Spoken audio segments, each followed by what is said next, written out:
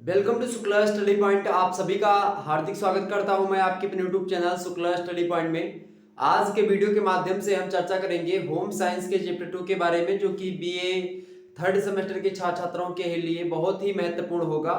और निश्चित तौर पर आप इस वीडियो को देखने के बाद में हर एक पहलुओं पर आप चर्चा कर सकेंगे और हर एक प्रश्नों के उत्तर को दे सकेंगे। किसी भी प्रकार से प्रश्न आपसे कोई पूछे और चाहे लिखने के लिए आपके परीक्षा में प्रश्न आए तो आप बड़े ही आसानी से उसके उत्तर को दे सकेंगे इस वीडियो को देखने के बाद में। आज के वीडियो का मेरा टॉपिक है जो है संतुलित आहार। इससे पहले हमने आपको संतुलित आहार के बारे में एक थोड़ा सा जानकारी जरूर दी होगी। चैप्टर 1 के अंतर्गत आप लोगों ने उसको देखा होगा ऑलरेडी।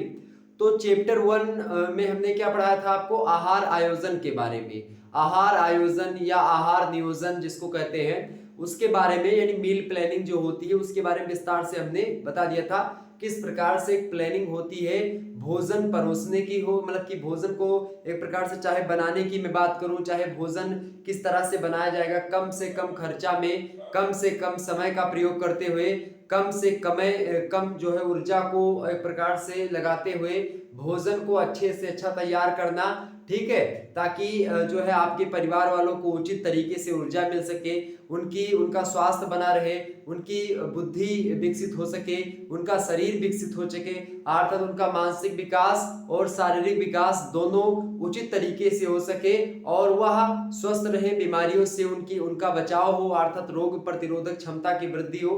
कुल मिलाकर के आपको मैं बताऊं कि संतुलित आहार जो होता है उसी का एक फैक्टर है। संतुलित आहार जो होता है ये आहार आयोजन का एक हिस्सा मान सकते हो। यानी आहार आयोजन करते समय आपको सबसे महत्वपूर्ण अगर किसी पहलू पर चर्चा करना होता है तो वो पहलू होता है संतुलित आहार, जिसको अंग्रेजी में बैलेंस डाइट बोलते हैं, ठीक है, यानी बैलेंस। अच्छा, संतुलित आहार की मैं बात करूं, संतुलित आहार का मतलब देखिए, इसका अर्थ सबसे पहले समझेंगे परिभाषाओं को। अर्थ की अगर मैं बात करूं तो संतुलित आहार, संतुलित माने क्या होता है, संतुलन बना रहे, यानी कि ना ज्यादा हो और ना कम हो, मतलब एक उचित मात्रा में हो। चाहे वो पोषक तत्वों की बात की जाए या खनिज लवणों की बात की जाए या फिर किसी प्रकार, चाहे जल की मैं बात करूं, कोई भी भोजन हो, किसी प्रकार के तत्वों को आप ले रहे हो, अगर ज्यादा प्रोटीन्स की आपके अंदर, मतलब ज्यादा प्रोटीन्स हो गई, ज्यादा विटामिन हो गई, या फिर ज्यादा कार्बोहाइड्रेट्स ले लिया,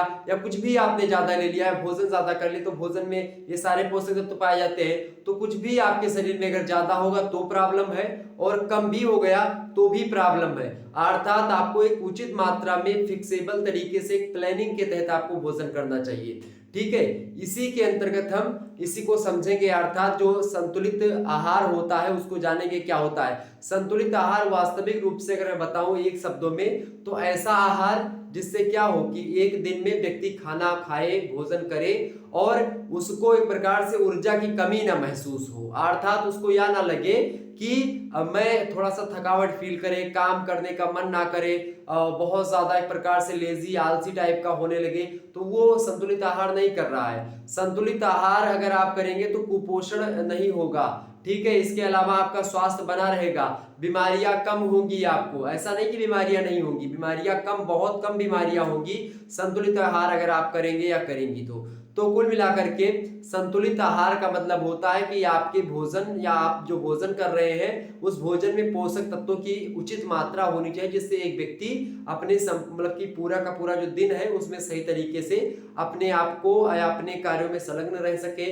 उसको किसी प्रकार की कोई थकावट या कमजोरीपन का महसूस ना हो, ठीक इस प्रकार से चीजें। तो आइए थोड़ा सा हम संतुलित आहार के बारे में समझ लेते हैं। तो ना ज्यादा ना कम, कैसा संतुलित, एक प्रकार से बैलेंस्ड डाइट की बात यहां पर आपको मैंने शुरुआत में ही बता दी। तो सबसे एग्जाम में प्रश्न कैसे आपसे पूछेगा, देखिए ऑब्जेक्टिव में अगर प्रश्न पूछेगा तो भी यहां से कई प्रश्न बनेंगे और लिखित में पूछेगा तो आप आसानी से इसको बड़े आराम से लिख सकते हैं। जैसे कि आपसे प्रश्न पूछेगा कि संतुलित आहार का अर्थ बताते हुए या संतुलित आहार की उदाहरण दीजिए और उसकी विशेषताओं पर चर्चा कीजिए या विशेषताओं को बताइए। यह संतुलित आहार किसे कहते हैं, संतुलित आहार की विशेषताएं एवं उसका महत्व पर चर्चा कीजिए या उसके महत्व पर प्रकाश डालिए। कुछ ऐसे प्रश्न आपसे पूछ सकता है।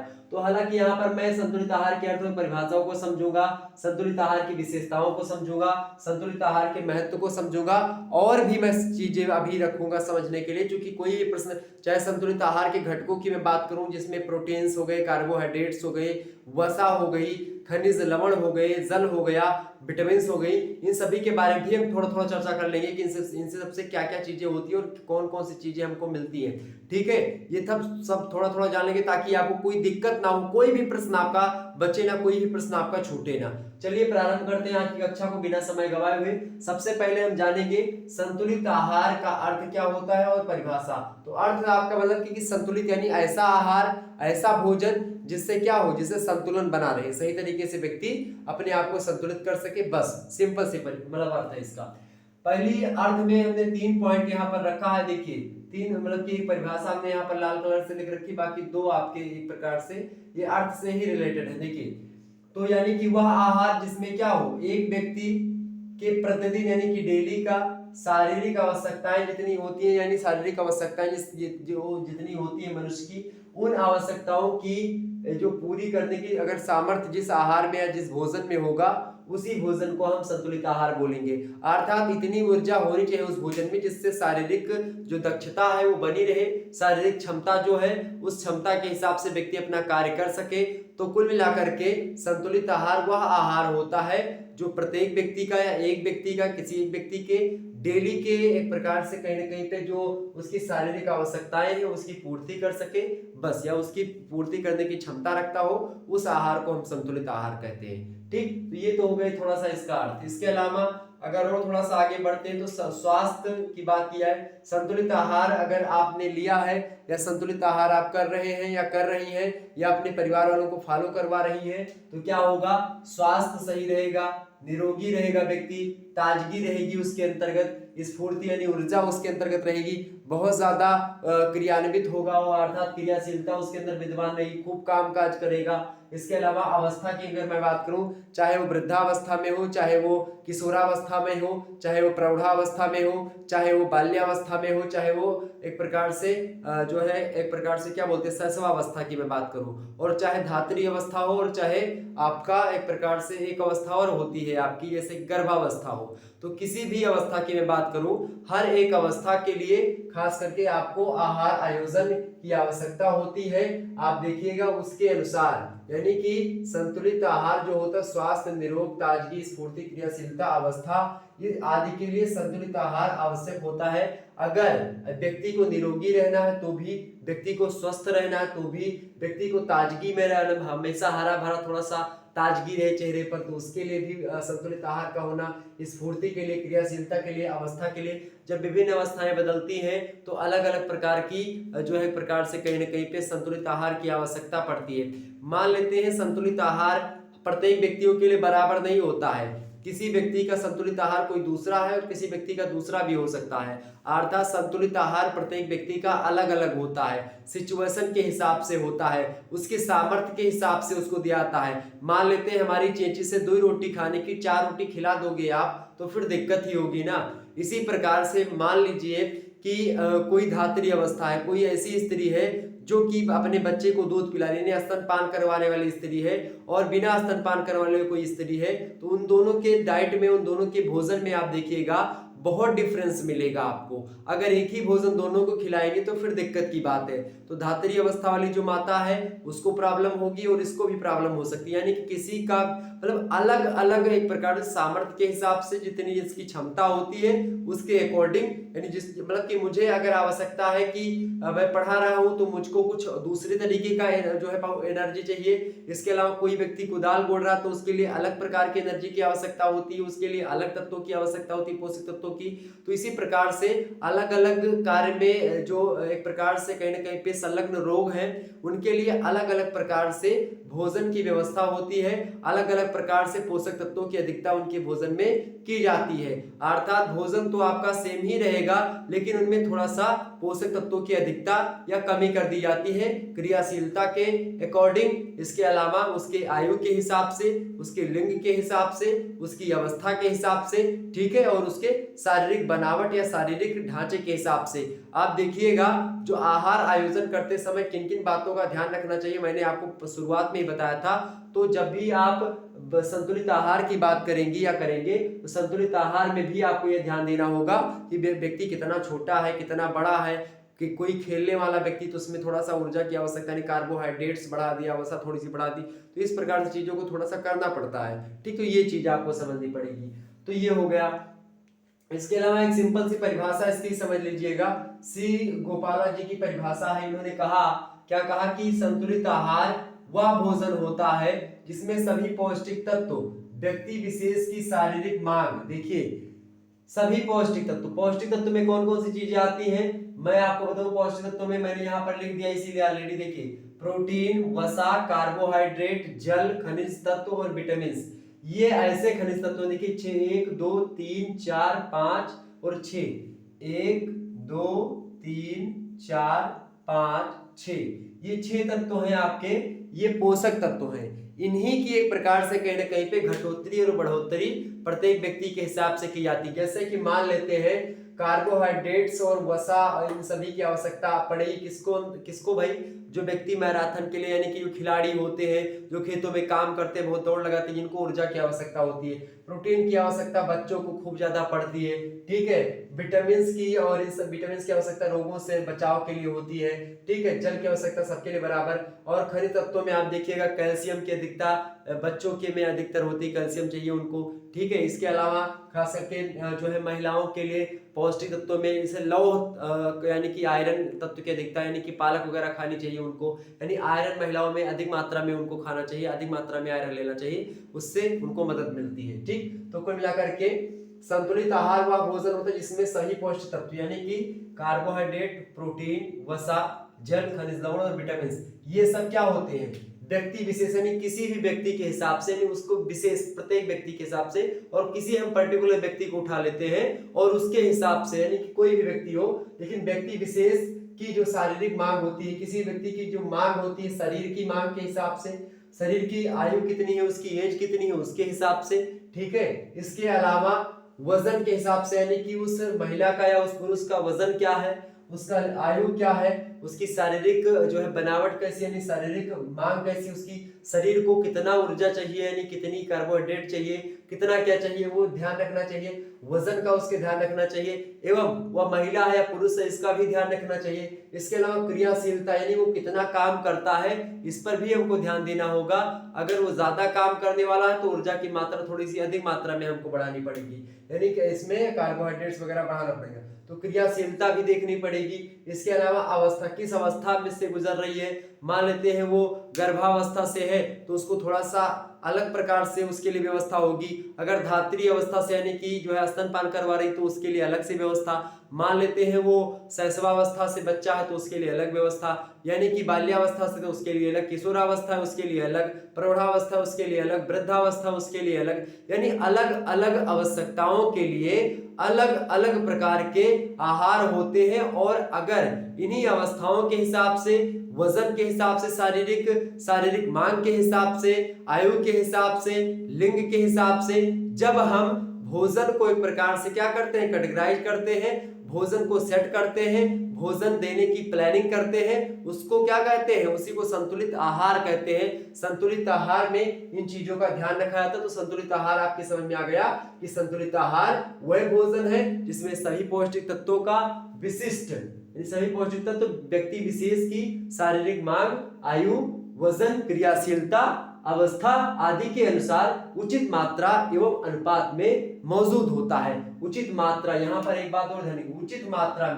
उचित मात्रा में, ज्यादा मात्रा नहीं ना कम मात्रा, उचित मात्रा होनी चाहिए, जितनी उसकी रिक्वायरमेंट है उतनी मिलनी चाहिए, ना उससे ज्यादा ना उससे कम। थोड़ा सा इधर उधर थोड़ा सा नीचे ऊपर हो गया 1-2% का तो कोई दिक्कत की बात नहीं है, लेकिन ज्यादा नहीं होना चाहिए। और इसके अलावा अनुपात में भी, यानी उचित अनुपात भी होना चाहिए, उचित मात्रा और उचित अनुपात में। यानी ऐसा नहीं कि किसी में विटामिन ज्यादा कर दिया, खनिज तत्व कम कर दिया, यानी इन तत्वों में भी एक अनुपात के हिसाब से देना चाहिए कि कौन सा तत्व किस अनुपात में देना चाहिए। ये सब जब मौजूद होता है तो उसी भोजन को, या इस प्रकार के भोजन जिसमें सारी चीजें मौजूद होती जो मैंने बताई, उस भोजन को हम क्या कहते हैं, संतुलित आहार या संतुलित भोजन कहते हैं, या बैलेंस डाइट कहते हैं। ठीक, क्लियर हो गई बातें। एक बार फटाफट से वीडियो को लाइक और शेयर कर दीजिएगा। जितने भी लोग देख रहे हैं, आपके घर में जितने भी फोन है, सभी से वीडियो को लाइक कर दीजिएगा, चैनल को सब्सक्राइब कर दीजिएगा और शेयर कर दीजिए सभी दोस्तों के पास। जिन छात्रों को या जिन छात्राओं को हिंदी का कोर्स लेना है तो वो हमारे नंबर 9161936062 पर व्हाट्सएप करिएगा। वहां पर हिंदी का कोर्स आपको मिल जाएगा। मात्र 100 रुपए उसकी प्राइस रखी गई है। आप 100 रुपए में लगभग 55 से 60 वीडियोस आपको मिलेंगी, लगभग 55 से 60 क्लासेस होंगी। उसमें आपको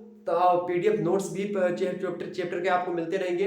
अब तक 9 चैप्टर्स हो चुके हैं आपके, जिसमें आपको बहुत सारी चीजें पढ़ा दी गई हैं। जिनको लेना है वो अबाउट में नंबर दिया हुआ है हमारा, वहां से ले सकते हैं हमारा नंबर। उस पर व्हाट्सएप करिएगा कि सर हमको हिंदी 3rd सेमेस्टर का कोर्स लेना है, तो मैं आपके पास बता दूंगा क्या प्रोसेस है उसका। मेरा नंबर 9161936062 सभी को पता होगा। ठीक है, तो आप एक बार जरूर संपर्क करिएगा अगर आपको कोर्स लेना है। 9161936062।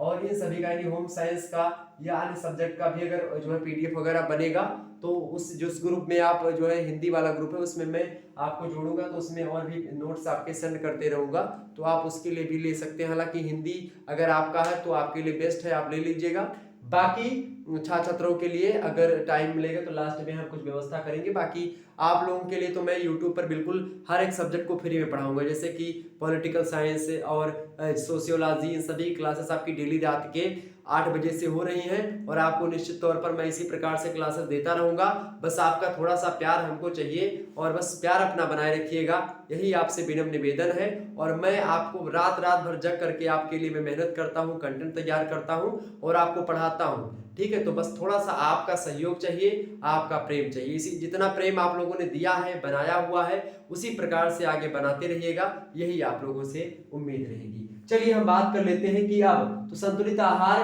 का अर्थ और परिभाषा तो अब आप जीवन में भूलेंगे नहीं, या भूलेंगे नहीं। अगर भूलेंगे तो फिर एक प्रकार से हमारा पढ़ाना बेकार हो गया। मैं आशा करता हूं कि आपके जो है दिमाग में आ गई होगी बात। अब हम चर्चा करते हैं अगला पहलू। अगला पहलू आपका है संतुलित आहार की विशेषताएं। ठीक है, संतुलित आहार की क्या क्या विशेषताएं होती हैं। कैरेक्टरिस्टिक्स ऑफ बैलेंस डाइट, यहाँ पर क्या होगा अंग्रेजी में, मीनिंग एंड डेफिनेशंस ऑफ जो है बैलेंस डाइट। ओके, ये बात ध्यान रखिएगा। यहाँ पर अंग्रेजी और लिख दीजिएगा balance, characteristics of balance diet. Okay, अब इसमें तमाम प्रकार की विशेषताएं होंगी। पहली विशेषता यहाँ पर आप लोग बड़े ध्यान से देखिएगा। पहली विशेषता है कि संतुलित आहार में व्यक्तिगत आवश्यकताओं के अनुसार सभी पोषक तत्वों की मात्राएं सम्मिलित होनी चाहिए। व्यक्तिगत आवश्यकता मतलब कि क्या होता है, मैंने बताया था कि प्रत्येक व्यक्ति का जो भोजन होगा वो अलग अलग होगा, अर्थात सभी व्यक्तियों के लिए भोजन एक जैसा, या जो है भोजन में जो पोषक तत्व की मात्रा होगी वो एक जैसी नहीं होगी। किसी में पोषक तत्व की मात्रा अधिक होगी, किसी में थोड़ी सी कम होगी, किसी में मध्यम होगी, किसी में सामान्य होगी। तो कुल मिलाकर के अलग अलग व्यक्तियों के लिए अलग अलग पोषक तत्वों की आवश्यकता होती है। किसी को प्रोटीन ज्यादा चाहिए, किसी को कार्बोहाइड्रेट ज्यादा चाहिए, किसी को वसा ज्यादा चाहिए, किसी को विटामिन ज्यादा चाहिए, किसी को खनिज जो है तत्वों की आवश्यकता है। तो कुल मिलाकर के आपको मैं बताऊं कि संतुलित आहार में सबसे पहली विशेषता इसकी ये होती है कि व्यक्तिगत आवश्यकताओं के अनुसार संतुलित आहार होना चाहिए। दूसरी बात, सभी पोषक तत्वों की मात्राएं सम्मिलित होनी चाहिए। ये भी आप इसको अलग कर सकते हैं, सभी पोषक तत्वों की मात्राएं सम्मिलित होनी चाहिए। संतुलित आहार में व्यक्तिगत आवश्यकताओं को ध्यान में रखा जाना चाहिए, या संतुलित आहार बनाते समय व्यक्तिगत आवश्यकताओं को ध्यान में रखना चाहिए। ये दो विशेषताएं आपकी यहाँ से बन गई। तीसरी विशेषता या फिर अगली विशेषता आप देखिएगा, प्रोटीन, वसा, कार्बोहाइड्रेट, जल, खनिज लवण या खनिज तत्व, विटामिन विशेष, ये सब विशेष पोषक तत्व हैं, इन सभी के होने जरूरी होते हैं। वैसे विशेष पोषक तत्व में प्रोटीन्स और वसा और प्रोटीन्स और कार्बोहाइड्रेट्स, ये दोनों का एक प्रकार से तालमेल होना चाहिए, प्रोटीन वसा का तालमेल हो और प्रोटीन और कार्बोहाइड्रेट्स का भी तालमेल होना चाहिए। तो ये होता है विशेष पोषक तत्व होते हैं इनमें, लेकिन प्रोटीन, वसा, कार्बोहाइड्रेट, जल, खनिज तत्व, विटामिन, इन सभी तत्वों का होना परम आवश्यक है और एक प्रकार से उचित मात्रा में होना चाहिए। ठीक, ये भी एक विशेषता। अगली विशेषता इसकी आप लिख सकते हो भाई, अगली विशेषता क्या है कि सभी पोषक तत्व का मतलब होता है यही प्रोटीन, वसा, कार्बोहाइड्रेट, जल, खनिज तत्व, विटामिन, यही होते हैं सभी पोषक तत्व, यानी 6 पोषक तत्व होते हैं कुल मिलाकर के। ठीक, इसी को सभी पोषक तत्व हम कहते हैं। सभी पोषक तत्व जो होते हैं ये उचित अनुपात में होने चाहिए। कितने, कैसे अनुपात भाई? उचित अनुपात में होने चाहिए, ये बात ध्यान रखिएगा। सभी पोषक तत्वों की मात्रा उचित अनुपात में होगी, तभी सही तरीके से आपका जो है डाइट जो होगा वो बैलेंस्ड होगा। ओके, ये बात ध्यान रखिएगा। चौथी विशेषता है कि आहार जो होगा या आहार जो होना चाहिए ये उचित मात्रा में ऊर्जा प्रदान करने वाला होना चाहिए, यानी ऐसा आहार जो है, ऐसी डाइट होनी चाहिए जो कि क्या करे, जो कि उचित मात्रा में शरीर को ऊर्जा प्रदान करे, क्योंकि बिना ऊर्जा के शरीर नहीं चलती है। जिस प्रकार से एक मोटर कार को चलने के लिए ऊर्जा की आवश्यकता होती है, जो है पेट्रोल डीजल की आवश्यकता होती है, ठीक है, तो मान लेते हैं कि उचित मात्रा में आपके गाड़ी में तेल नहीं, तो फिर उचित दूरी तक नहीं तय कर पाएगी ना, यानी कि उतनी दूरी तक नहीं जा पाएगी जितना आपने सोचा था। तो आपको उतना तेल डालना पड़ेगा जितना आपको जाना है। ठीक है, तो आहार उचित मात्रा में ऊर्जा प्रदान करने वाला होना चाहिए, ये बात आप ध्यान रखिएगा। ये भी इसकी एक विशेषता है। इसके अलावा इसकी अगली विशेषता में आप लिख सकते हो कि शरीर में एकत्रित होने वाले पोषक तत्वों की मात्रा आहार में अधिक होनी चाहिए, यानी ऐसे पोषक तत्वों की मात्रा शरीर में अधिक होनी चाहिए जिससे क्या होता है, जो शरीर में ऐसे पोषक तत्व जो कि शरीर में एकत्रित होने वाले पोषक तत्व हैं, उन पोषक तत्वों की मात्रा अधिक होनी चाहिए। किसमें भाई, किसमें अधिक होनी चाहिए? भोजन में अधिक होनी चाहिए, डाइट में अधिक होनी चाहिए, तभी ना वो संतुलित आहार या बैलेंस डाइट बोला जाएगा। ठीक, ये बात आप ध्यान रखिएगा। तो शरीर में एकत्रित होने वाले पोषक तत्वों की मात्रा आहार में अधिक होनी चाहिए, ये इसकी अगली विशेषता है। इसके अलावा छठवीं विशेषता आप लिख लीजिएगा, संतुलित आहार में सभी भोज्य समूहों से भोज्य पदार्थ होने चाहिए। भोज्य समूह क्या होते हैं? जैसे प्रथम भोज्य समूह, द्वितीय, खास किसी व्यक्ति ने मतलब कि 5 और 7, कहीं कहीं पर 5 भोजन पदार्थ है, मतलब कि भोज्य समूह है, कहीं पर 7 है। तो सभी प्रकार के, जैसे कि किसी में आप देखिएगा हरी सब्जियां होती है, किसी में आप देखिएगा फल होते हैं, किसी में सूखे मेवे शामिल है, किसी में खाद्यान्न की फसलें यानी कि अनाज वगैरह शामिल है, किसी में आप देखिएगा ऑयली प्रोडक्ट शामिल, जैसे कि आपका मक्खन हो गया, तेल हो गया, घी हो गई, ये सब चीजें, ठीक है, रिफाइंड तेल हो गया। तो ये सब जो शरीर मतलब कि जो पोषक जो भोज्य समूह होते हैं, उन भोज्य समूहों की अगर मैं बात करूं तो भोज्य समूहों से, सभी भोज्य समूहों से भोज्य पदार्थ होने चाहिए और बिल्कुल बैलेंस डाइट में होना परम आवश्यक भी होता है। इसके अलावा इसकी अगली विशेषता होनी चाहिए और लास्ट विशेषता आकर्षक भोजन कैसा होना चाहिए बाबू? भोजन आपका क्या होना चाहिए? भोजन आकर्षक होना चाहिए, भोजन सुगंधित होना चाहिए, यानी ऐसा भोजन हो जो कि महके, थोड़ा सा अच्छा लगे सूंघने में, आहा एकदम से मजा आ गया।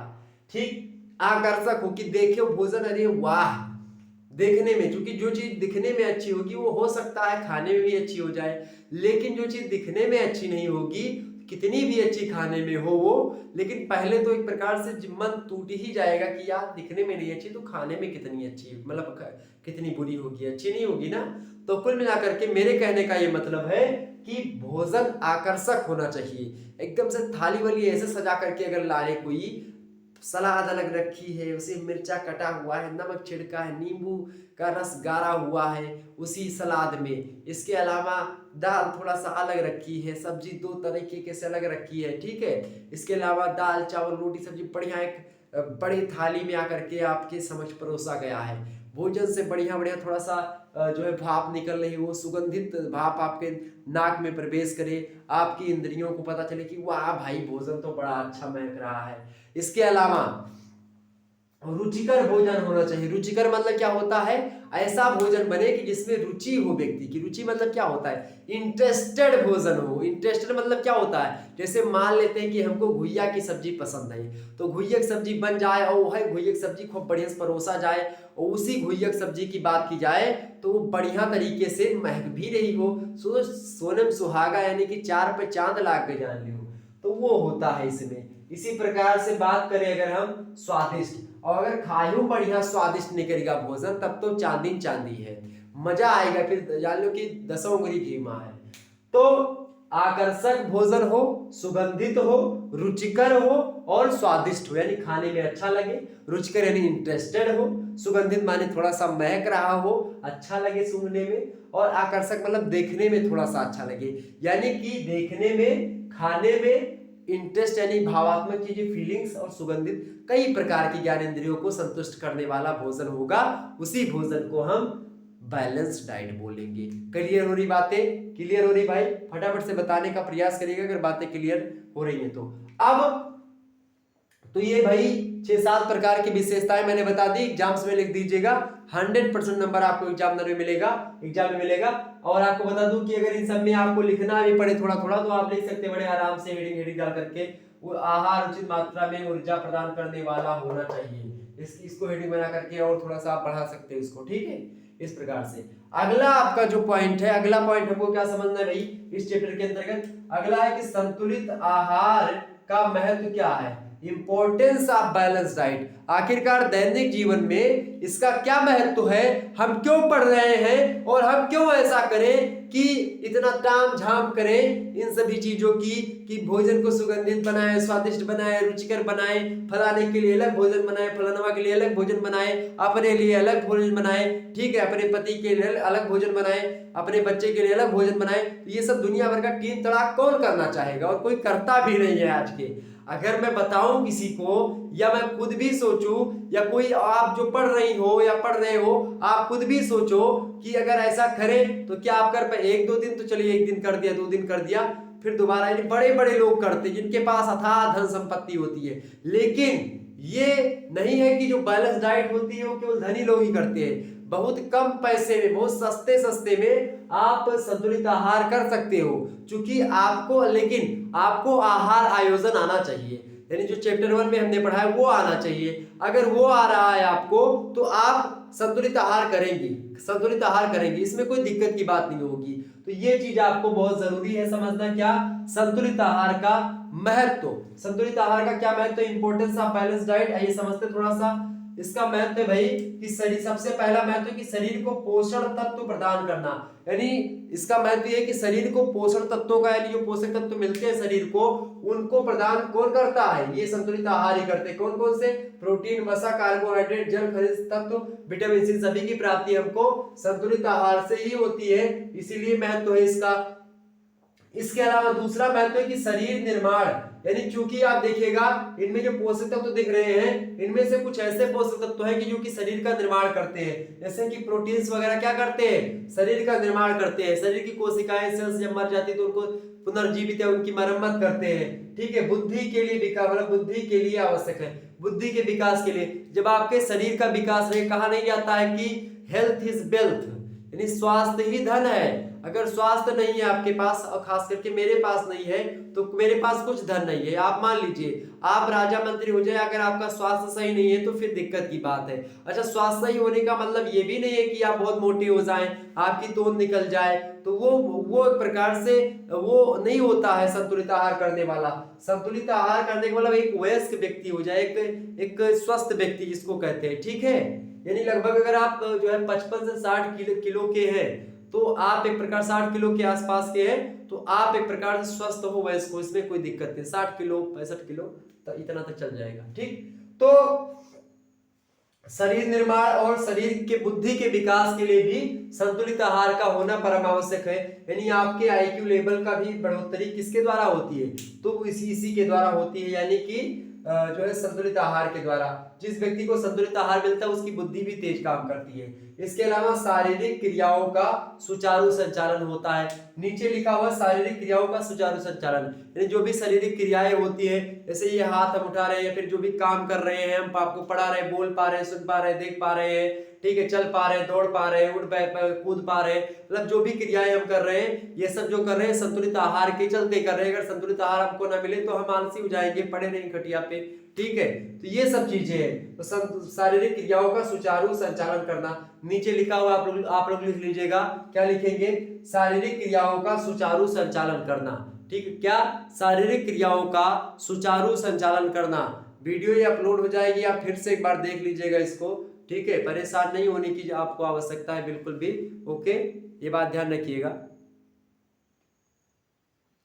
चलिए, तो शारीरिक क्रियाओं का सुचारू संचालन करना, इसके बाद में आप देखिएगा और भी इसका महत्व क्या है, शरीर की सुरक्षा करना। शरीर की सुरक्षा के लिए भी आप देखते हैं हम आहार आयोजन को पढ़ते हैं, समझते हैं। आहार आयोजन का महत्व यह है कि शरीर की सुरक्षा करता है। शरीर की सुरक्षा कैसे करता है, जैसे कि जो रोग प्रतिरोधक क्षमता होती है, कोरोना आया था, कोरोना में आप देखते हैं कोरोनिल एक दवा बाबा रामदेव ने बनाई थी। वो दवा किसकी थी, वो आपके शरीर की रोग प्रतिरोधक क्षमता को बढ़ाने वाली दवा थी। और खास करके जब आपके शरीर में रोग प्रतिरोधक क्षमता बढ़ जाएगी, इम्यूनिटी आपकी बढ़ जाएगी, तो फिर जो रोग आपके अंदर होंगे या पनपेंगे, उससे आपकी जो रोग प्रतिरोधक क्षमता होगी वो लड़ेगी और वो आपके रोगों को पटक करके भगा देगी, मार करके। तो इसीलिए शरीर की सुरक्षा के हेतु जो रोग प्रतिरोधक क्षमता का विकास होता है वो पोषक तत्वों के द्वारा ही होता है और जो जो संतुलित आहार के द्वारा ही हमको मिलता है, ठीक। तो ये हो गया आपका। इसके अलावा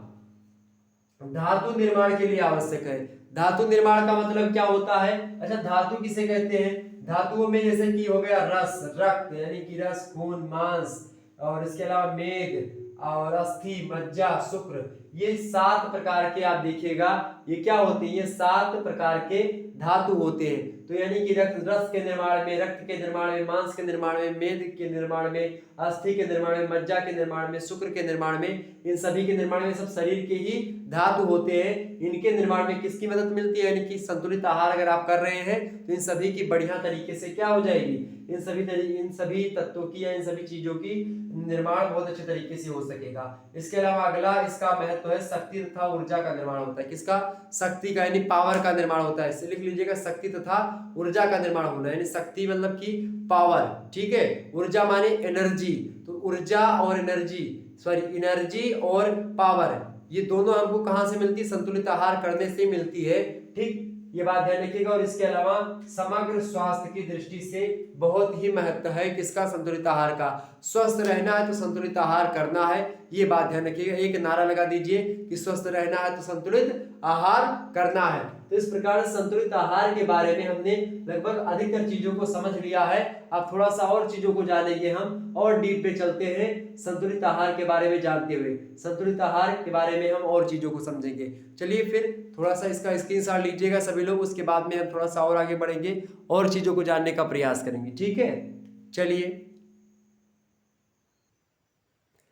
तो अब हम जान लेते हैं आखिरकार कि जो संतुलित आहार होता है इसके कुछ प्रमुख घटक होते हैं। उन घटकों पर भी हम प्रकाश डालेंगे कि आखिरकार एग्जाम से प्रश्न पूछ लिया गया कि संतुलित आहार के प्रमुख घटक बताइए, अर्थात अंग्रेजी में major components of balance diet, ठीक है, इसके बारे में समझेंगे। और इसके अलावा आपको दूसरा पॉइंट दिख रहा है, वो क्या है भाई, दूसरा पॉइंट क्या है आपका, दूसरा पॉइंट है आपका संतुलित आहार को प्रभावित करने वाले कारक, यानी factors affecting the balance diet, okay. और पहला कारक कौन सा है, major components of balance diet, यानी संतुलित आहार के प्रमुख घटक। तो प्रमुख घटक कौन कौन से होते हैं ये जान लेंगे, और इसके बाद में संतुलित आहार को प्रभावित करने वाले जो कारक हैं इन कारकों पर भी चर्चा कर लेंगे। यही 4 पॉइंट्स आपके जो है बनते हैं जिनसे प्रश्न आपके एग्जाम में आते हैं, और यहीं पर आपका चैप्टर्स भी समाप्त हो जाएगा।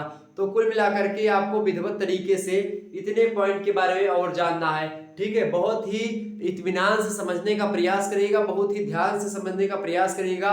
मैं अपना जी जान लगा करके आपको पढ़ाने का प्रयास करूंगा, बस थोड़ा सा समय आप मुझे भी दे दीजिएगा।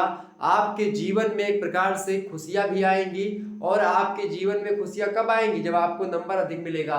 तो नंबर अधिक दिलवाने के लिए शुक्ला स्टडी पॉइंट हमेशा आगे रहा है।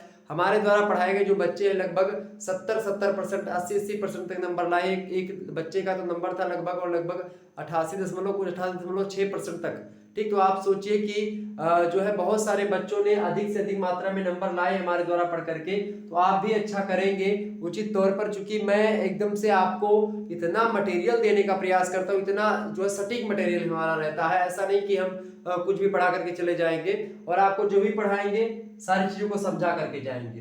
तो चलिए समझते हैं कि major components of balanced diet यानी संतुलित आहार के प्रमुख घटक कौन कौन से हैं। तो प्रमुख घटकों में आपका आएगा सबसे पहला, यहाँ पर देखिएगा आप सभी लोग, देखिए घटकों में क्या क्या नाम आएगा। देखिए सबसे पहले आपका देखिए जल हो गया पहला घटक, दूसरा घटक कौन सा हो गया आपका खनिज लवण, तीसरा घटक कौन सा हो गया आपका कार्बोहाइड्रेट्स, चौथा घटक कौन सा हो गया वसा, पांचवा घटक कौन सा हो गया आपका प्रोटीन, छठवां घटक कौन सा हो गया विटामिन, और सातवां घटक आप लिख सकते हैं इसे न्यूक्लिक एसिड। तो न्यूक्लिक एसिड भी रख सकते हो, डीएनए वगैरह उससे ही आरएनए, तो ये सब उसको उसमें रख सकते हो। लेकिन मुख्य घटकों की अगर बात की जाए तो ये जल, खनिज लवण, कार्बोहाइड्रेट्स, वसा, प्रोटीन, विटामिन।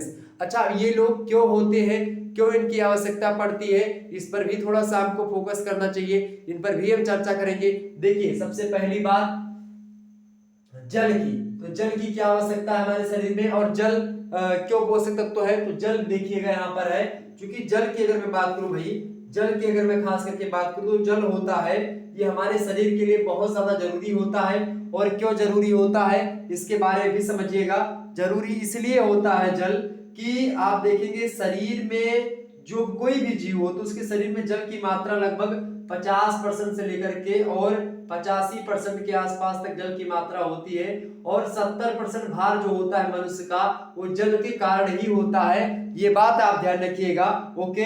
इसके अलावा जल के कई सारे कार्य होते हैं, जैसे कि जीव द्रव्य के मुख्य अवयव के रूप में ये होता है। जीव द्रव्य का क्या होता है, मुख्य अवयव होता है जल। जो जीव द्रव्य होता है कोशिका के अंतर्गत, कोशिका के अंदर, उसका एक उसमें किसकी मात्रा होती है, जल की ही मात्रा होती है। तो जीव द्रव्य का मुख्य अवयव होता है जल। इसके अलावा पदार्थों का परिवहन करने में भी आप देखिएगा, एक पदार्थों को इधर से उधर ले जाने में, पदार्थों को इधर से उधर ले जाने में, शरीर में संचालित करने के लिए अलग अलग स्थानों पर आप देखिएगा किसका प्रयोग होता है भाई, तो जल का ही प्रयोग होता है, जल का ही ये कार्य है। इसके अलावा पसीनों के द्वारा आप देखते हैं ताप को कम करना, शरीर का जो तापमान बढ़ जाता है तो शरीर का तापमान बढ़ता तो पसीने आपके शरीर पर निकलने लगते हैं, तो आपके तापमान को कम करते हैं। आपकी गर्मी जो आपके अंदर है उस गर्मी को कम करने का काम कौन करता है, पानी ही करता है। और पानी पसीना निकल करके आपकी गर्मी जो होती है उसको बाहर कर देता है। तो बिल्कुल मिलाकर के यहाँ पर जल जो है बहुत ही उपयोगी है। जलम जीवनम कहा भी गया है, आप लोगों को तो पता होगा, जलम जीवनम जो है कहा भी गया, जल ही क्या है, जीवन है, ये बात आप ध्यान रखिएगा। और मूत्र द्वारा अपशिष्ट पदार्थों का उत्सर्जन आप करते हैं, यानी कि जो गंदगियां होती है वो भी जल के द्वारा ही बाहर निकलती है मूत्र के माध्यम से।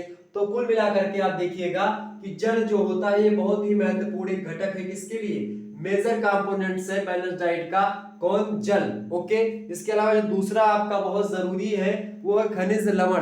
खनिज लवणों की अगर मैं बात करूं तो खनिज लवणों में आप देखिएगा क्या होते हैं, खनिज लवण जो होते हैं कार्बनिक और अकार्बनिक अणुओं और आयनों के रूप में हमारे समक्ष होते हैं और ये हमारे शरीर में पाए जाते हैं। खनिज लवण की अगर मैं बात करूं तो खनिज लवण में कई सारे, जैसे कि खनिज लवण में आप देखते हैं कैल्शियम हो गया।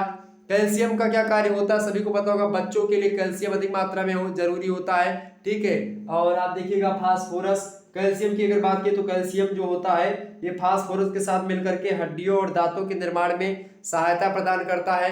बच्चों का दांत बनते हैं, हड्डियां बनती हैं, तो सभी में कैल्शियम और फास्फोरस की अधिकता होती है। तो इसीलिए जब भी हम संतुलित आहार को तैयार करते हैं तो कैल्शियम और फास्फोरस यानी कि खनिज लवण से युक्त जितने ही पदार्थ होते हैं, प्रोटीन से युक्त जितने पदार्थ होते हैं, वो सब बच्चों को अधिक मात्रा में खिलाने का प्रयास करते हैं, क्योंकि इससे क्या होता है, शरीर की बनावट होती है।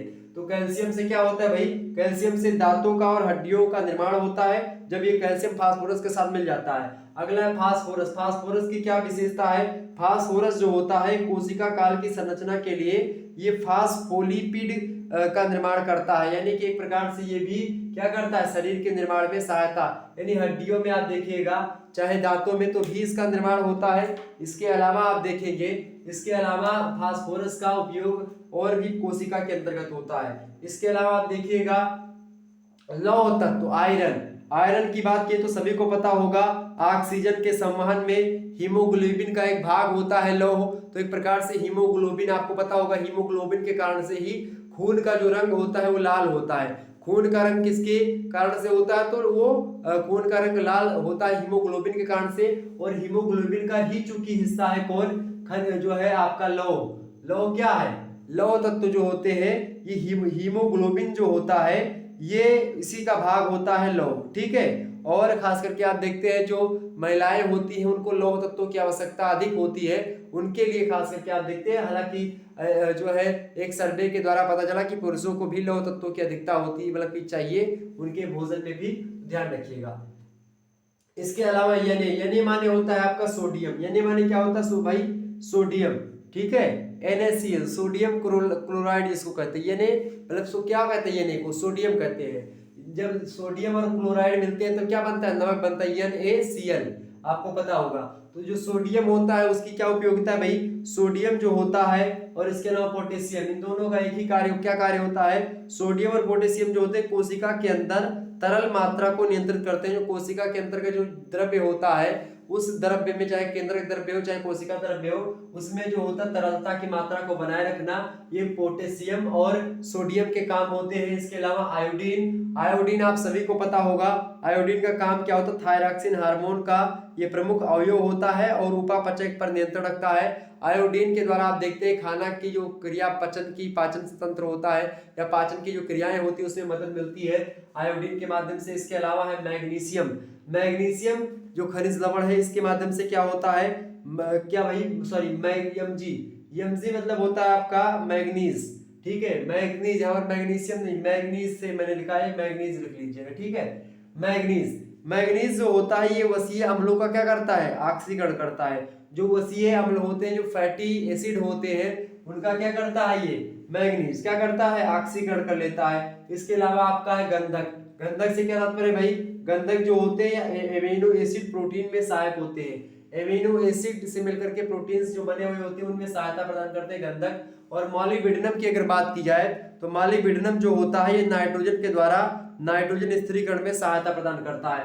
इस प्रकार से ये सारे के सारे तत्व जो है ये खनिज लवण है, और ये खनिज लवण के अंतर्गत ये सारे तत्व जो है ये घटक के रूप में काम करते हैं, किसके, संतुलित आहार के, ठीक है। तो संतुलित आहार के प्रमुख घटक कौन से हो गए, जैसे खनिज लवण और जल, तो दोनों में को मैंने समझा दिया।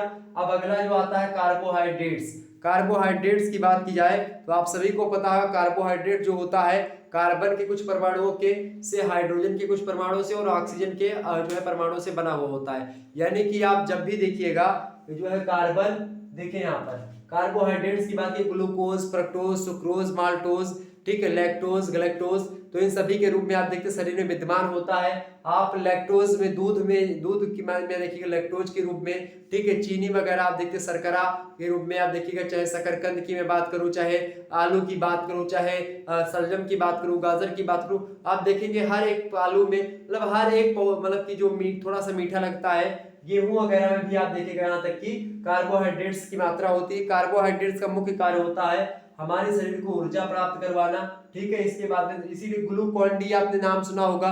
ग्लूकोन डी एक ऐसा पदार्थ है जिसको पीने से क्या होता है, शरीर में ऊर्जा आती है। तो ऊर्जा के लिए बेस्ट होता है आपका कार्बोहाइड्रेट्स और वसा, ये दोनों ऊर्जा देने वाले जो है पोषक तत्व हैं, यानी कि ऐसे ये घटक है संतुलित आहार के जो कि ऊर्जा देते हैं। और खास करके आप देखते हैं ये जो तत्व होते हैं कार्बोहाइड्रेट्स और वसा, ये युवा व्यक्तियों को और पुरुषों को ज्यादा मात्रा में लेनी चाहिए, क्योंकि उनको काम करना होता है और भारी से भारी वस्तुओं को उठाना पड़ता है। खास करके आप देखिएगा ऐसे जो है व्यक्ति जो क्रियाशीलता में अधिक तत्पर रहते हैं, काम अधिक करते हैं, उनको कार्बोहाइड्रेट्स और वसा अधिक मात्रा में लेनी चाहिए, ठीक है। फ्रक्टोज, सुक्रोज, ये सब ये कार्बोहाइड्रेट्स के ही भाग है। कार्बोहाइड्रेट्स का सामान्य सूत्र आपसे एग्जाम में कभी कभी पूछ लिया जाता है, तो कार्बोहाइड्रेट्स का समान सूत्र होता है CnH2n+1। H2n यानी कि अगर मान लेते हैं कार्बन के परमाणु की संख्या हम 6 रख देते हैं, तो हाइड्रोजन के परमाणु की संख्या 2n, n माने n के स्थान पर 6 रखा, तो यहाँ पर 2n हो जाएंगी, 2 से गुणा कर देंगे n में यानी 6 में, तो क्या हो जाएगा 6 दूनी 12, H12, और वो कितना रहेगा आपका n, यानी कि कार्बन और मतलब ऑक्सीजन, कार्बन और ऑक्सीजन इन दोनों तत्वों की एक प्रकार से बराबर रहेगा, यानी कि ये दो तत्व बराबर रहते हैं हमेशा इसमें कार्बोहाइड्रेट्स में, ठीक। और ये जो होता है हाइड्रोजन के परमाणु जो होते हैं वो दुगुना होते हैं, चाहे ऑक्सीजन से और चाहे कार्बन से, ये बात ध्यान रखिएगा। एक कार्बनिक यौगिक होता है कार्बोहाइड्रेट्स, ये बात ध्यान रखेंगे। और अच्छा, ये सूत्र किसका बन गया? तो ये सूत्र बन गया आपका जो है ग्लूकोज का। ये सूत्र किसका है? C6H12O6। ये किसका है भाई? ये ग्लूकोज का सूत्र है। और यही सूत्र फ्रक्टोज का भी, ये बात ध्यान रखिएगा। ठीक, जब आप देखते हैं ग्लूकोज और फ्रक्टोज जो होता है, ये दोनों का सूत्र एक ही होता है, ये बात ध्यान रखिएगा। अगला देखते हैं, अगला पॉइंट आपका है, अगला घटक कौन सा है? वसा। वसा को अंग्रेजी में फैट भी कहते हैं। ठीक है, वसा माने फैट, फैट माने मोटापा। तो व्यक्ति जब मोटा हो जाता है तो उसको ठंड थोड़ा सा कम लगती है। ठीक है, ठंड से बचाते हैं ये वसा जो होती है। इसके अलावा ऊर्जा प्रदान करने में तो बहुत अच्छी मात्रा में खास करके मदद करता है ये वसा। यानी वसा आप देखते हो फैटी चीजें होती है, ऑयली चीजें आप खाएंगे तो वसा मिलेगा, जैसे डालडा हो गया, रिफाइंड ऑयल हो गया, ये सब। इसके अलावा भोजन का घटक, ये क्या है भाई? ये भोजन का एक सबसे महत्वपूर्ण घटक कौन है? वसा को हम मान सकते हैं। ठीक है, इसके अलावा वसा का एक सबसे बड़ा काम ये होता है कि विटामिन जो है, एक प्रकार से यहाँ पर विटामिन थोड़ा सा मैं सिस्टमेटिकल वे में लिख दूं, कीड़ा, ये सब याद रखिए। कीड़ा, कीड़ा का मतलब क्या होता है? विटामिन के, विटामिन ई, विटामिन डी और विटामिन ए। इन चारों विटामिन को कहीं ना कहीं पे घोल लेता है, यानी इन चारों विटामिन के विलायक के रूप में कार्य करता है आपका कौन? ये क्या बोलते हैं इसको? वसा, यानी फैट। तो फैट क्या करता है भाई? फैट जो होता है अपना, ये क्या करता है? वसा में घुलनशील विटामिन आपसे पूछाता है। विटामिन दो प्रकार के होते हैं, एक तो जल में घुलनशील और एक वसा में घुलनशील। तो जल में घुलनशील जो विटामिन होते हैं वो इनको छोड़कर, यानी विटामिन बी और विटामिन सी वगैरह जो होते हैं वो सब जल में घुल जाते हैं। लेकिन कुछ ऐसे जटिल विटामिन होते हैं जो जल में नहीं घुलते हैं, उनको घोलने के लिए वसा की आवश्यकता पड़ती है। वसा में क्या क्या चीजें, जैसे कि आपका जो ऑयली चीजें होती है वो सब आ जाती है वसा में। ठीक, तो ये सब किसमें घुलती है भाई? वसा में घुल जाती है। विटामिन के हो गई, vitamin E, vitamin D, vitamin A, ये सब ऐसी विटामिन है जो कि किसमें घुल जाती है भाई? ये सब जो है वसा में घुलनशील विटामिन है। ये क्लियर हो गई बातें।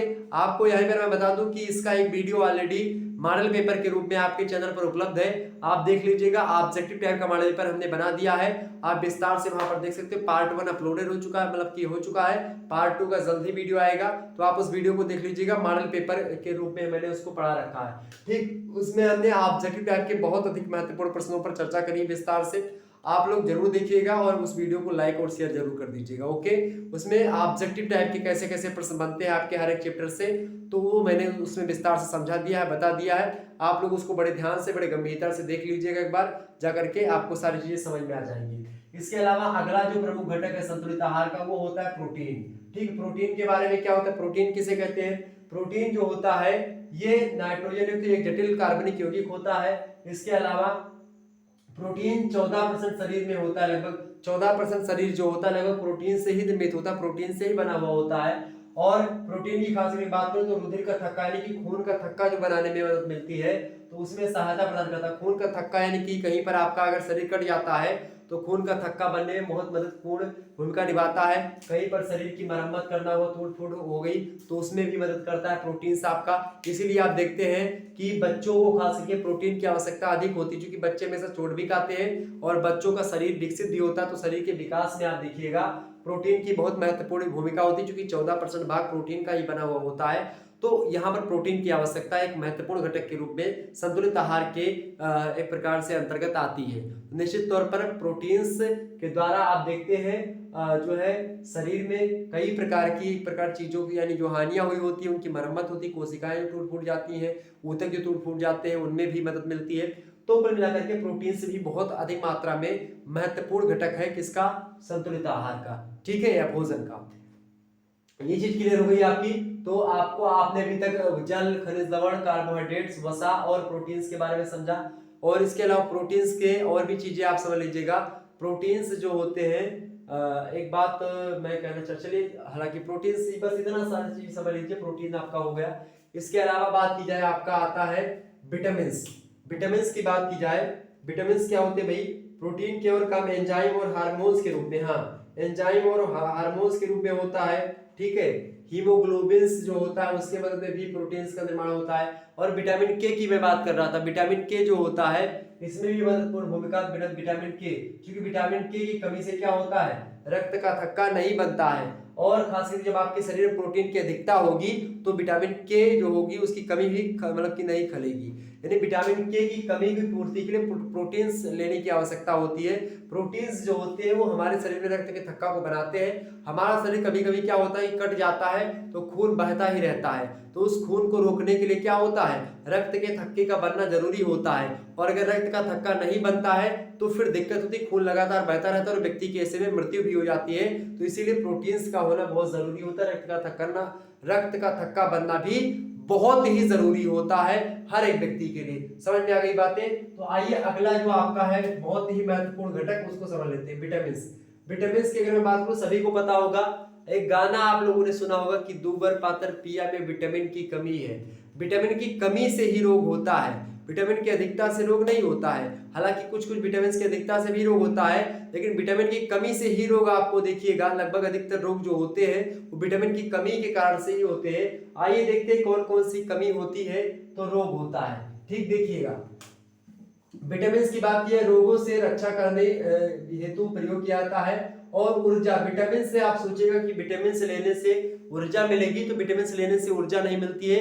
विटामिन जो होते हैं हमारे शरीर को चमक दमक यानी चेहरे पर ग्लो लाना, तो विटामिन का प्रयोग यानी विटामिन के जो स्रोत होते हैं उसको लीजिएगा। विटामिन ए की कमी से कौन सा रोग होता है, विटामिन ए की कमी से रतौंधी रोग होता है। विटामिन बी की कमी से बेरी बेरी रोग होता है। विटामिन सी की कमी से आपका क्या होता है, स्कर्वी नामक रोग होता है। विटामिन डी की कमी से रिकेट्स नामक रोग होता है। विटामिन डी सबसे अधिक कहां पर पाया जाता है, सूर्य की रोशनी में पाया जाता है। ऐसा नहीं कि दोपहर में जाकर बैठ जाओ, 9 बजे से लेकर के 10 बजे यानी सुबह के घाम से लेकर के सुबह के धूप से यानी मतलब एकदम से जब सूर्य भगवान उदय हो और 10 बजे के आसपास तक आप देखिएगा, आप कभी सरसों का तेल लगा लीजिए पूरे शरीर में और बैठ जाइए धूप में, आपको विटामिन डी की आपूर्ति हो जाएगी। विटामिन डी की कमी से कौन सा रोग होता है जानते हैं, रिकेट्स यानी सूखा रोग होता है। ठीक, इसके अलावा बात कीजिए विटामिन के की कमी से क्या होता है, रक्त का थक्का नहीं बनता है। इस प्रकार की चीजें होती, तो ये सब चीजें समझ लीजिएगा।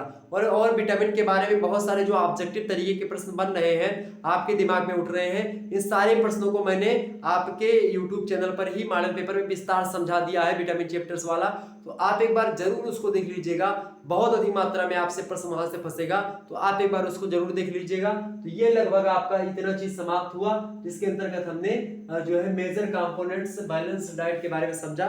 इसके अलावा बात की न्यूक्लिक एसिड जो है ये भी एक घटक के रूप में हमारे समक्ष आने लगा है। तो ये क्या करता है भाई, न्यूक्लिक एसिड जो होता है इसका कार्य है कि डीएनए जीवों के आनुवांशिक लक्षणों को एक पीढ़ी से दूसरी पीढ़ी में पहुंचाने का काम करता है। इसके अलावा ये जीवों के शरीर की मूल रूपरेखा तैयार करता है। ठीक है, इसके अलावा जो है ये क्या करता है, न्यूक्लियो प्रोटीन्स जो होते हैं अन्य पदार्थों से अपने समान पदार्थ संश्लेषित कर लेते हैं। कुल मिलाकर के आप देखिएगा ये जो न्यूक्लिक एसिड होता है ये भी एक घटक ही है किसका, संतुलित आहार का। तो आप लिख लीजिएगा न्यूक्लिक एसिड ये 7वां घटक हो सकता है। ठीक है,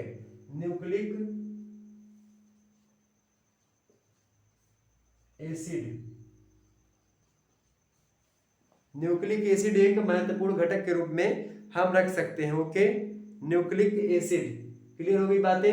तो ये हो गए प्रमुख घटक। अब थोड़ा सा हम चर्चा कर लेंगे भाई किसके बारे में, आप थोड़ा सा हम चर्चा कर लेंगे अपने क्या संतुलित आहार को प्रभावित करने वाले जो प्रमुख फैक्टर्स हैं, यानी factors affecting the balance diet, यानी कि संतुलित आहार को प्रभावित करने वाले जो महत्वपूर्ण कारक है, जो प्रभावी कारक है, उनके बारे में जान लेंगे। हमने वैसे ऑलरेडी पहले आपको ही बता रखा है कि हाँ ये कारक होते हैं, लेकिन फिर भी आप समझ लीजिएगा बहुत ही महत्वपूर्ण 6 कारकों के बारे में चर्चा करेंगे। तो चलिए, पहला कारक है आपका लिंग। लिंग माने होता है सेक्स, यानी कि सेक्स में जैसे कि महिला और पुरुष। ठीक, महिला और पुरुष, तो महिला और पुरुष आप देखते हैं इसमें क्या होता है कि महिला और पुरुष में क्या होता है भाई, आप देखते हैं महिला खास करके उसके लिए धात्री अवस्था और गर्भावस्था में विशेष प्रकार की व्यवस्था होती है। सामान्य महिला के लिए एक प्रकार से अलग तरीके के मतलब के आहार आयोजन किया जाता है। ठीक, इसके अलावा जब महिला धात्री अवस्था में हो जाती है तो उसके लिए अलग तरीके की व्यवस्था, जब गर्भावस्था में होती है तो अलग तरीके से। यहाँ पर नीचे विशिष्ट शारीरिक अवस्थाओं में हमने इसको रखा है, इसको चर्चा करेंगे अभी। लेकिन महिला और पुरुष की खासकर लिंग के हिसाब से अगर बात करूं तो महिलाओं को लौह तत्व की अधिकता जहां पर लेनी चाहिए, लौह तत्वों की अधिकता उनमें होनी चाहिए, उनके भोजन में, उनके आहार में। वहीं पर पुरुषों के भोजन में आप देखिएगा, ऊर्जा वाले तत्वों की अधिकता होनी चाहिए। इसके अलावा पुरुषों के भोजन में और भी चीजों की अधिकता, जैसे कि बात की जाए पुरुषों के भोजन में, आप देखिएगा पुरुषों के भोजन में, चूंकि पुरुष जो होते हैं आकार में बड़े होते हैं, भार में अधिक होते हैं, इसीलिए पुरुषों को ऑक्सीजन अधिक मात्रा में लेना चाहिए और खनिज लवण भी अधिक मात्रा में लेना चाहिए, जिससे क्या होता है कि पुरुषों की जो एक प्रकार से जो क्रियाशीलता है वो ज्यादा होती है महिलाओं की अपेक्षा। पुरुष ज्यादा काम करते हैं शारीरिक हिसाब से, तो उनके लिए उनको ऊर्जा की आवश्यकता महिलाओं की अपेक्षा पुरुषों को अधिक होती है। इसीलिए उनके भोजन या उनका जब संतुलित आहार फिक्स करें तो उनके हिसाब से फिक्स करें, उनकी क्रियाशीलता के हिसाब से। तो महिला और पुरुष इन दोनों के हिसाब से अलग अलग और तरीके से क्या होता है संतुलित आहार को हम सेट करते हैं, यानी एक प्रभावित करते हैं। लिंग जो यानी कि जो पुरुष और महिला वाला चीफ फैक्टर्स होता है ये प्रभावित करता है संतुलित आहार को आयोजित करने में। ठीक, इसके अलावा होता है अगला पॉइंट है आयु। आयु माने होता है एज, जैसे कि मान लेते हैं शैशवावस्था, तो शैशवावस्था में अलग तरीके से। इसके अलावा बाल्यावस्था आप आती है, बाल्यावस्था में अलग होता है। इसके अलावा किशोरावस्था, ठीक है, किशोरावस्था हो गई। इसके अलावा आप देखते हैं प्रौढ़ावस्था हो गई, ठीक है, प्रौढ़ा अवस्था। तो इन सभी अवस्थाओं में आप देखिएगा अलग अलग प्रकार से क्या होता है चीजों की आवश्यकता होती है। जहां पर शैशवावस्था में प्रोटीन्स की अधिक मात्रा में, खनिज लवण की अधिकता होती है, जिसमें कैल्शियम फास्फोरस की अधिकता चाहिए बच्चों को। वहीं पर आप देखते हैं बाल्यावस्था में भी इसी प्रकार से चाहिए। किशोरावस्था और प्रौढ़ावस्था में आप देखिएगा बच्चों को एक प्रकार से आपको ऊर्जा की चीजें मिलनी चाहिए बच्चों को, ठीक है। इसके अलावा बच्चों को वसा, कार्बोहाइड्रेट्स और विटामिन की चीजें मिलनी चाहिए, खनिज लवण भी मिलना चाहिए, ठीक, ये जल अधिक मात्रा में मिलना चाहिए। तो ये सब होते हैं खास करके, यानी कि आयु भी डिपेंड करता है, आयु भी प्रभावित करता है किसको, संतुलित आहार को। संतुलित आहार के को फिक्स करते समय हमको ये भी देखना होता है कि कौन किस एज का है और उसका पूरा मतलब कि बायोडाटा किस अवस्था से गुजर रहा है। इसके अलावा तीसरा जो महत्वपूर्ण फैक्टर है शारीरिक क्रियाशीलता, फिजिकल एक्टिविटी के हिसाब से। शारीरिक क्रियाशीलता की अगर मैं बात करूं तो शारीरिक क्रियाशीलता में आपका क्या आता भी, शारीरिक क्रियाशीलता में आप देखिएगा, देखिए तो 3 प्रकार की क्रियाशीलता होती है। एक तो वही व्यक्ति जो कि अधिक काम करते हैं, यानी कि अधिक क्रियाशील व्यक्ति, यानी कि हैवी वर्कर्स। हैवी वर्कर्स में आप देखिएगा जैसे कि आपके मजदूर हो गए, ठीक है, कौन हो गए, मजदूर हो गए, किसान हो गए, कुली हो गया, रिक्शा चलाने वाला हो गया। ये सब ऐसे व्यक्ति हैं जो कि बहुत अधिक मात्रा में काम करते हैं। किसान जो होता है, मजदूर जो होता है, दिन रात मेहनत करता है, दिन रात ईंटा गारा देता है, दिन रात परेशान रहता है, ठीक है।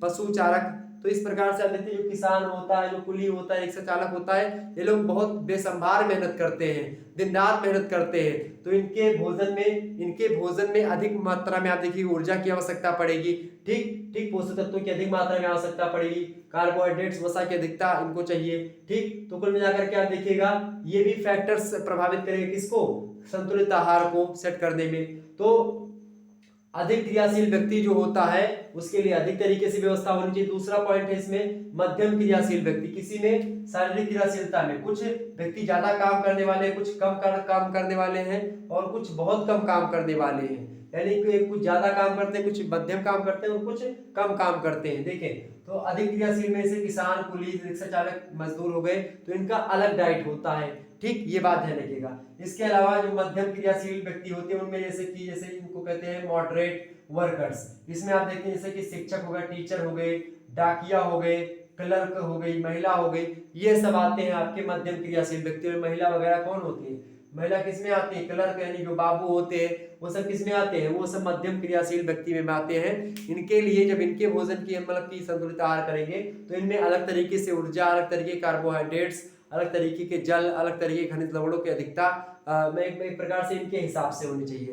तो ये भी प्रभावित करता है किसको, संतुलित आहार को। संतुलित आहार बनाते समय इन बातों को भी हमको ध्यान में रखना होता है, तो ये चीज ध्यान रखिएगा। इसके अलावा अगला होता है साधारण क्रियाशील व्यक्ति। साधारण क्रियाशील व्यक्ति की बात की है, यानी कि जो है सेडेंटरी वर्कर्स। इसके अंतर्गत देखिए जैसे चिकित्सक यानी डॉक्टर हो गए, मैनेजर हो गए, प्रोफेसर हो गए, आईएएस अधिकारी हो गए, या कोई बड़े पद पर के जो अधिकारी होते हैं, तो वो सब क्या करते हैं, उन सबको उतना ज्यादा एक प्रकार शारीरिक काम नहीं होता है, मानसिक काम होता है, मेंटल काम होता है इन लोगों का।